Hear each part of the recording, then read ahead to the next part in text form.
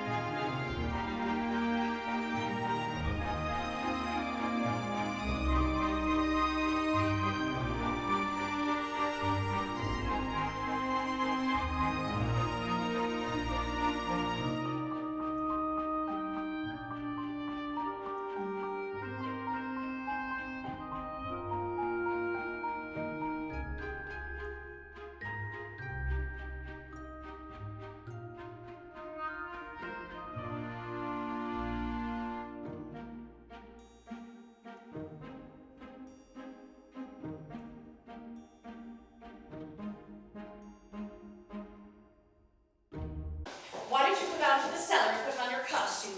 And bring up the easel. Is it still down there? I think so. Oh, now, what did I do with my pellets and brushes? Illuminati! Oh! Levi, Mr. Cohan! Hello, Mr. Mullingar! Reba! Oh! Yes, well, how do you do? How do you do? Are we too early? No, come right on in. Not a problem at all, we're glad. It's just, we are so used to them around the house. I'm sorry to I feel very uncomfortable about this. Tony, how could you have done such a thing? I'm sorry, Dad. I thought it was tonight. This is very careless of you. Very. Oh, now anyone can get mixed up, Mr. Kirby. For the flower show. That flower show is the highlight of her summer. I won a ribbon at a flower show once for raising onions. Remember, Alice? That was a garden show, Essie. Oh. Yeah. Well, I think she'll be all right now. Has Val come back yet? No, he hasn't. Oh, well, I'm sure it won't be any time at all now.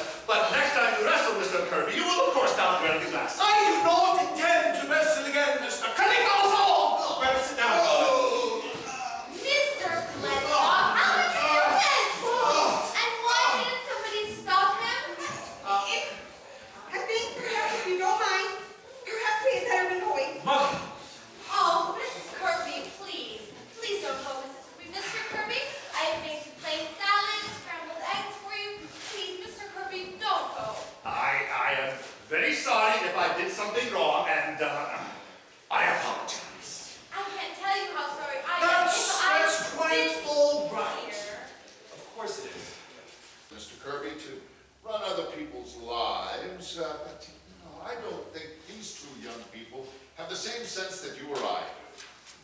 Grandpa, will you please not do Just talking to Mr. Kirby. A cat can look at a king, Candy. Do you want me to do that for you, Alice? No.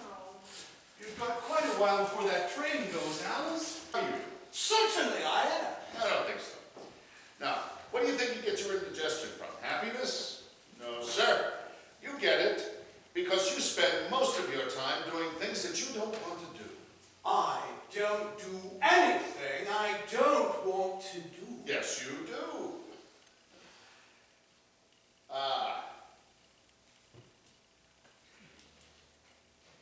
That's a very easy thing to say, Mr. Vanderhall, but I have spent my entire life building up my business. Now, and what's it got you? The same kind of mail every morning, the same kind of deals, same kind of meetings, same kind of dinner, same indigestion. Now, where does the fun come in? Don't you think there ought to be something more? You must have wanted something more when you started out, Mr. Kirby. You know, we don't have much time, any of us. What do you expect me to do? Live the way you do? Do nothing? Well, I have a lot of fun. Yeah. I have all the time I need. I read, talk, even visit the zoo now and then. Practice my darts. Don't have to see anybody. I have enough time to spend until to notice when spring comes around. Don't see anybody I don't want to see. Don't have 6 hours of something to do before I get 1 hour to do what I want. The matter with that? Suppose we all did it. Fine world we'd have. Everybody going to zoos. Don't be ridiculous, Mr. Vanderhall. Who would do the work? There's always people that do the work. You can't stop them. Inventions, they fly the ocean. There's also people ready to go down to Wall Street because they like it. But from what I've seen of you, Mr. Kirby, I don't think you're one of them. I think you're missing something. I am not aware of missing anything.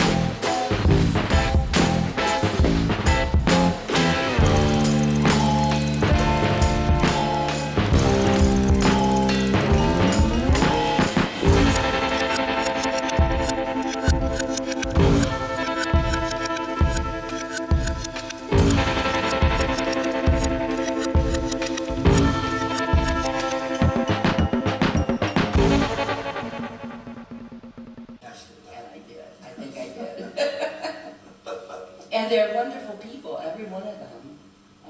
Well, one of the fun choices was I chose Sarah West for Violet.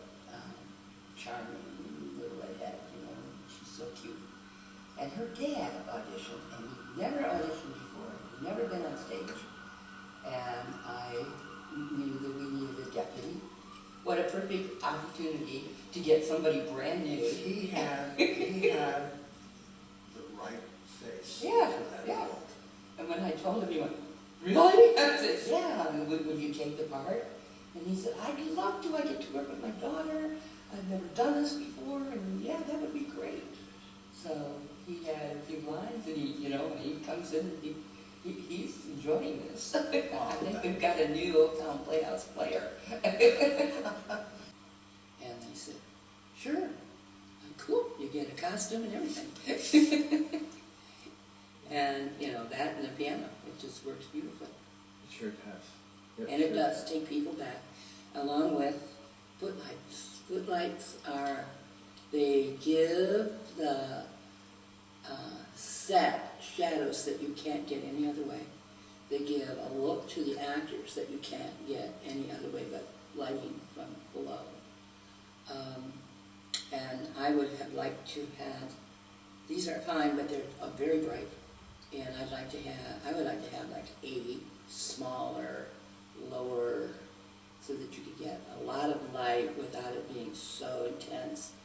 Yeah. So if I ever do footlights again, I'll have somebody design that for me. The dresser? Well, yeah. We'd have to have footlights for that, wouldn't we? Have to. Yeah, because it's a look you just have, it's a look you gotta have. If you take a show back, like this one. The lovely dress and coat that she wears. And she came up with this little sweet, cute brat that she is on stage, where she at times is kind of rude to her dad and flirty and charming, just charming. Just keep going, get it, make it bigger, let's go. And she did, and give her a note, and away she go. So being a dancer, she really knew how to express herself through her body language, and she did it just incredibly. I think between you and me and whoever watches this, the hardest thing that she had to come to is it's okay to look out to the audience. She would work with Rick eye to eye, and that's okay. But if the minute he gets like a foot upstage of her, we lose. And this play, you can definitely say, no, I won't, and look out to your audience face. It's a melodrama. You can do that. And so she learned exactly. Because there isn't any issue that will be ignored 10 years from now. It doesn't have any real clear-cut plot or theme that would be considered passé Yeah. nowadays. Thank you. Yeah. Yeah. Or tomorrow. It does have some language that is But that's cute. That's cute. Today. That's cute, yeah. Master, my wench. And I read those and I went, okay. And then he has a couple comments about women that I hear the women rumble in the audience every night. And he says, I've never been too long for women. Or what's the one about On Her Way to Hell, I think, which is the path of most women, that kind of thing. And I thought, wow, is he having trouble with his wife or something when he wrote this? Because he married a lovely Irish lady and had children, so they started together. He had a great life. Yeah. Except for when Actors Equity came. Right, and he had that little war and his own style retirement, and he kind of walked away from all of that. I mean, I personally feel that George Cohan is 99% perfect, except for that one issue. Well, On the Actors Equity. It was so funny because when he was with his family, the four Cohans, they were real successful, and one fellow was in charge of all the vaudeville theaters across the country, and they didn't feel as if they were getting a fair shake from him, so then they went ahead and they left, and then they went to legitimate theater. And so, how he would be able to justify that when Actors Equity is only trying to give actors and craftspeople a fair shake, why he would be so obstinate against it? Perhaps because he did Because- give people a fair shake. Well, And felt why is it needed, I don't know, I mean. well, one party pointed that he was a producer, so they were kind of taking a quarter out of his profit. Yeah, that could be too. That's probably what it was. He made a lot of money. He owned theaters, he owned shows, he wrote a gazillion songs. 500. Yeah. Yeah. Well, that's close to what he's doing. That's pretty darn close. But anyway, 99% perfect, and that's good enough for me. Works for me too. Because, well, John and Judy, new to the Playhouse, they came a year or so ago, and they've done props backstage, and Judy said to me, boy, I'd like to try something else, maybe like stage crew or something. And when I knew we were going to do this show, I knew the props were going to be fairly minimal. There's not much in the way of props for the show. And had another friend, Sherry, who wanted to help with props, and John and Judy, and I said, but John and Judy, I got an idea. Would you be willing to be on stage doing the live sound effects, the thunderboard and the wind machine and What is that? crew? You have actors, you have designers, my lighting gal Cinder, and we talked about set, we talked about sound here, both and Don Kilmore, who built the wind machine and brought in the Don? thunderboard. Great job. Really great Took a job. Sunday afternoon and built that thing, and it works beautifully. But yeah, that group of people who are behind the scenes that nobody gets to see are so important to any production. And I'm blessed with a really talented great group. Really fantastic. Thank you, Teddy. You're welcome. You bet.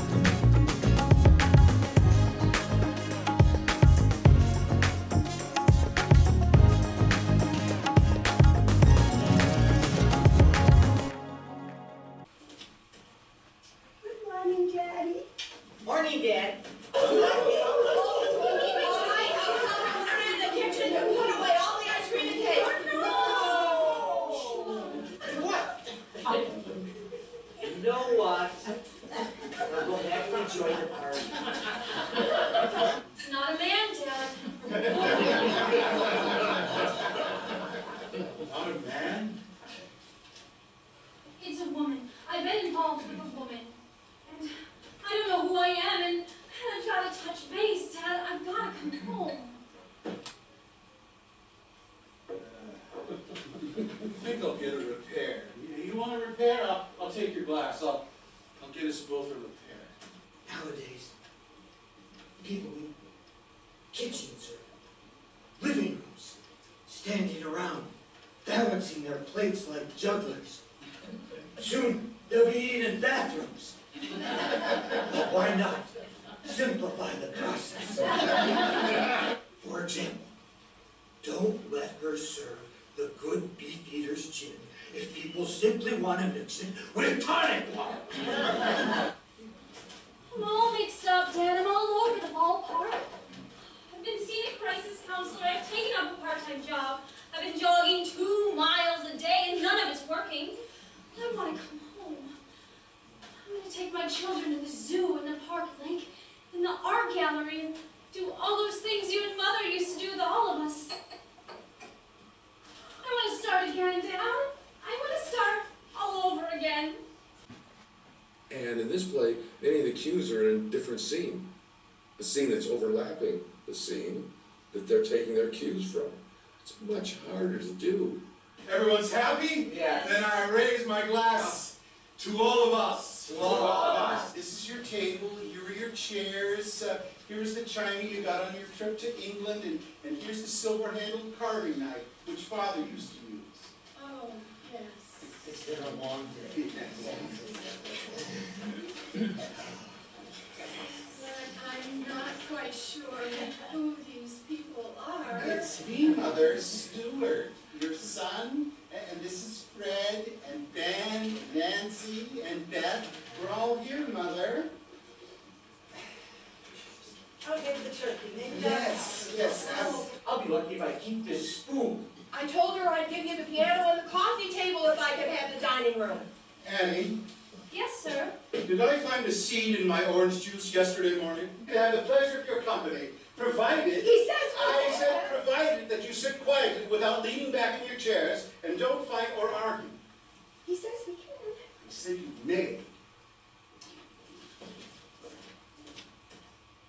Good morning, Daddy. Morning, Dad. What's the other half, Dad? Was that a crack? No, Dad. That was a crack, wasn't it? No, Dad. That sounded like a smart guy wisecrack to me. People who make cracks like that don't normally eat in dining rooms. I didn't eat it as a crack, Dad. Then we'll ignore it. We'll go on with our breakfast. Your car's here, Lizzie, for school. Okay. Thank you, Annie. Thank you, Annie. Goodbye, Daddy. Goodbye, darling. Don't be late. Say good morning to the driver. Sit quietly in the car. Work hard. Run. Goodbye. But the government is systematically ruining this country. Miss Kelly told us about the government. Oh, really? And who is Miss Kelly, pray tell? She's my teacher. She decided, if you breathe a word of this, I'll strangle you. She decided that she was in love with her writing master, so she threw everything off and ran off with him to Taos, Mexico. You tell Miss Kelly she's wrong. Why? I'll tell you exactly why. If the government keeps handing out money, no one will want to work. And if no one wants to work, there won't be anyone around to support such things as private schools. And if no one is supporting private schools, then Miss Kelly will be standing on the bread lines along with everyone else. You tell Miss Kelly that, if you please. Thank you, Annie. I'll help you, I swear. I'll make my own bed, and I'll pick up my towel, and I'll try to be much more careful when I pee. No, really, I will. Well, and I'll tell my parents not to give so many dinner parties. And I'll tell them to give you more time off, eh? I'll tell them to give you all day Sunday. No. I'm serious, eh? Long after you've forgotten that hymn, long after you've forgotten that a factor, long after you have forgotten Miss Kelly, you'll remember these pleasant breakfasts around this dining room table. And here's your mother to prove it. Good morning, dear. Good morning, Charlie. I know people who leap to their feet when a beautiful woman enters the room. You didn't see that in any of the scenes in that play. You take your time. Tell you what, I'll send you a bill for the work I've done already. Good. And I'll send you mine. Grandpa? Which one are you? I did, Grandpa. What do you want? To have lunch with you, Grandpa. Well, then you're late. I went down to the club. Who said I'd be at the club? My parents. My parents said you always eat there. Lately I've been coming home. Yes, sir. Don't know half the people of the club anymore. Rather be here at my own table. Dora takes care of me, don't you, Dora? Yes, sir. Getting to. I bet your father was a cabinet maker or something. My father was a banker, A banker? and I was a stockbroker until I got into this. I don't believe it. No, it's true. I decided I wanted to see what I was doing and to touch it and to see the results. So I got into carpentry. I'm amazed. I mean, I know some stockbrokers. Is this the support that's bad? That's the one. What if you put a nail in here? Not a nail, a screw. All right. And another one in here, or at least some household cement. Well, they have these epoxy glues now. All right. And a crown matchbook in here. Not a matchbook. A wedge, a wooden wedge. Good idea. What do you want? Oh, I don't really want anything. Everyone that sits down with me wants something. Usually it's money. You want money? Yes, sir. For what? My education grant. Oh, your education. Well, that's a good thing. Or it can be. It doesn't have to be. It can be a bad thing. Where do you want to be educated? At St. Luke's School in Litchfield, Connecticut. Never heard of it. It's an excellent boarding school for boys. Is it Catholic? I don't think so, Grant. Sounds Catholic to me. I think it's high Episcopalian, Grant. Oh, then it's expensive. How many of the stories are in the first act? There are 11 in the first act. What's the matter, Mother? I'm not quite sure where I am. You're here, Mother, in your dining room. This is your table. Here are your chairs. Here is the china you got on your trip to China. And here's the silver-handled carving knife, which Father used to use. Oh, yes, yes. I'm Fred, your son. Oh, isn't that nice? Thank you so much for this love. Let's sing to her. Made of golden hair, sunshine came along with thee, and swallows in the air. Oh, that was just beautiful. Everyone in our family played a different musical instrument. She's got some hair. Sunshine came along with thee, and swallows in the air. Oh, that was just lovely.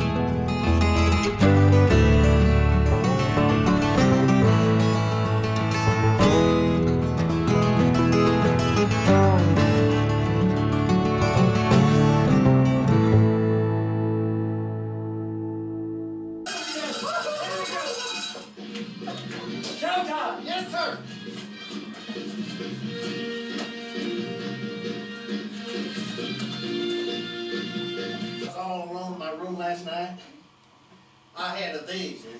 No, you didn't. Yes, I did. No, you Oh, didn't. yes, I did. No, you I didn't. think I did. No, you didn't. I guess I did. You know how my radiator goes? Wagga, wagga, wagga, wagga, wagga, wagga, wagga. I know a vision. He showed him a vision. Like your vision. Like the space lady. No, I meant that metaphysically. Don't you see what this means, Lawrence? You're not important enough for the devil to fool with. Bring forth that which is inside you, and that which you bring forth will heal you. If you do not bring forth that which is inside you, that which is inside you will destroy you. I see mistake. Say break. Say ignite. How does it feel? It hurts. Then why are you doing it? Beats me. Loved a woman. Do you ever think about them? Oh, I think about them all the time. Was stoned to death by an angry audience after putting on a sacrilegious play. Freeze! 1, 2, 3, go! And then we started running, and we were laughing. And the more we ran, the more we laughed, until we were laughing so hard we couldn't run anymore, and we just fell down. No, I can't get no. No, that's not right. That's not right. I want everybody in this congregation search till you find that money. Now? Right now. Those cold-hearted bastards aren't going to get away with it. Here be your soul, so the evil sickness will pass away. Rise, Lord. Rise up, behold. Lift up your hearts to heaven. Whence cometh your strength? Give thanks. Be joyful unto the Lord, and be healed.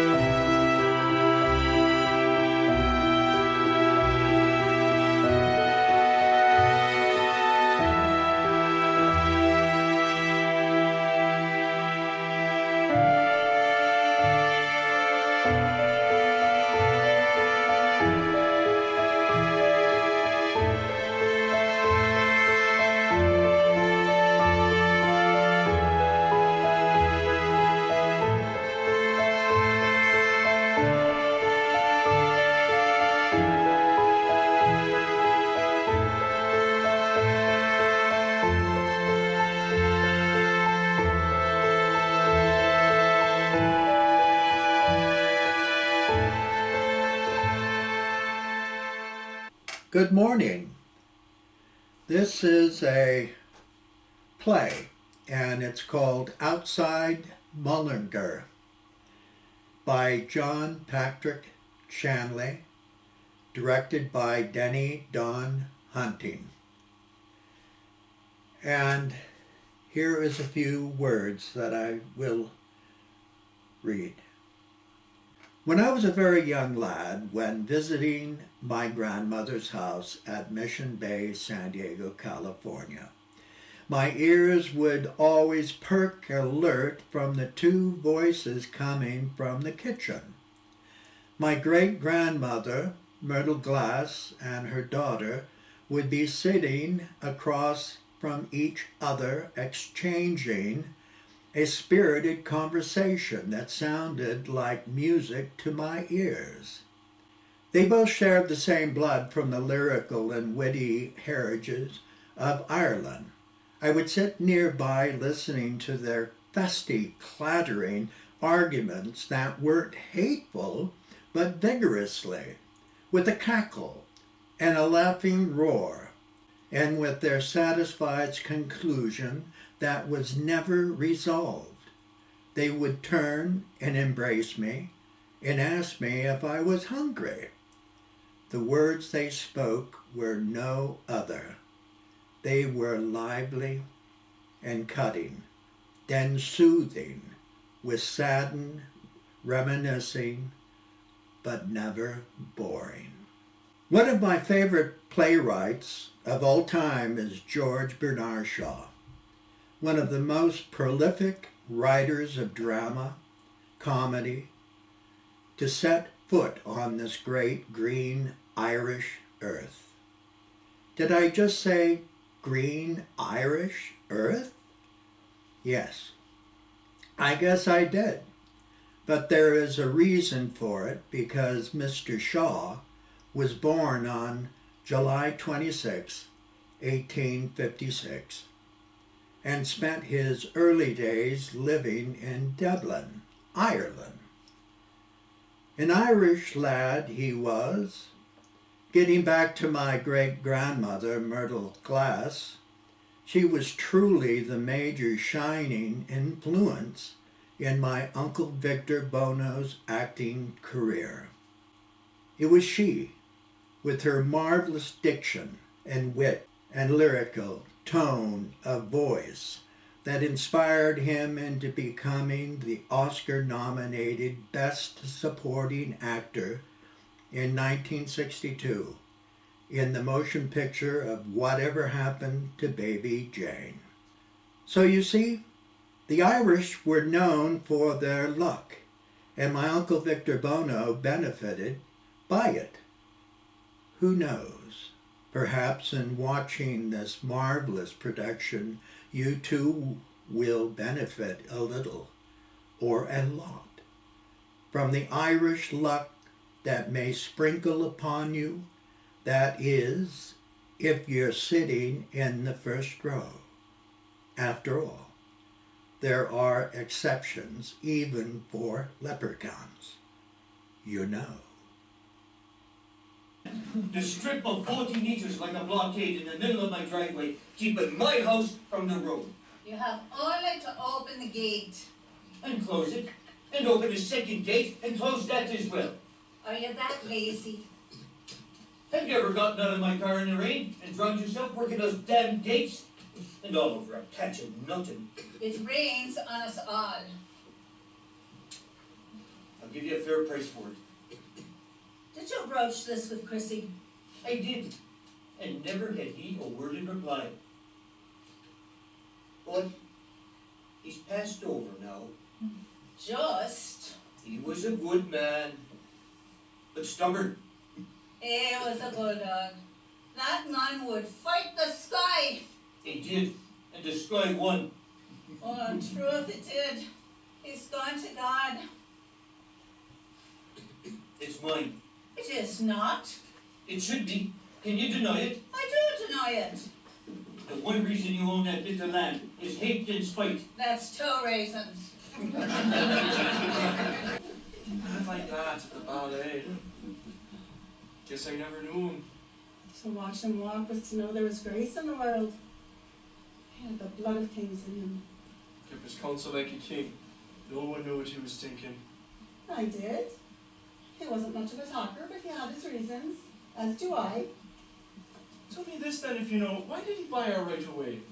Because your dog came begging. You'd like to think so. My man wanted a loan, that's all. There was no hat in hand. Bloody hell, his hand was out. Would you stand there and lord it over us? Would you stand there and bite the hand? Have you never heard of gratitude? I'll tell you what I've never heard of. I've never heard a decent speech by you or yours on the subject of your family shortcomings. Shortcomings? What shortcomings? Are you blind as well? Sure, I can name it if you'd like. The Muldoon's larceny. The Muldoon's what? I adapt. Should keep you awake at night what your people have done. What we've done? What have we done? You should thank Christ for a good neighbour. Bollocks to that. You've had us by the throat for 30 years with your land grabbing, and why? What did your jaw want with our right away? For me! For me, you idiot boy! You pushed me down, that's why. Anthony Riley and I were born on 2 farms, side by side, and we will die side by side. And no old fool trying to show his power at sunset will bungle that. Rosemary, you have secrets of your own, and once they're out, they're out. Have no secrets. I buried my dear father today. You'll never marry. Then neither will I. And he will be in his house, and I will be in mine. Here's your tea. There's much of your father in you. I'm proud to know it. Two bulldogs. No, I'm a swan. I will not let this farm die with Anthony. You will not do this, you will not do that. So what will you do? He means to sell it to his brother's son. In America? He'll come and take over. And go through the 2 gates? He wants the road. Be his. Anthony's not a Riley. Is that what you're about? Your name? He takes after his mother's father, John Kelly. He does in the face. And in the head, John Kelly put his dog on trial for slander.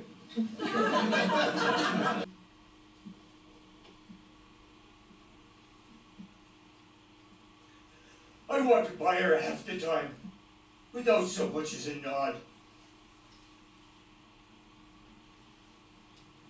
She bore me children, Trish and Audrey. Did you? And I felt nothing. Till one day, something gave way.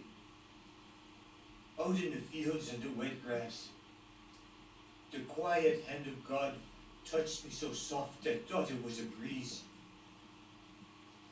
Something came to save me, son. And it'll come for you too.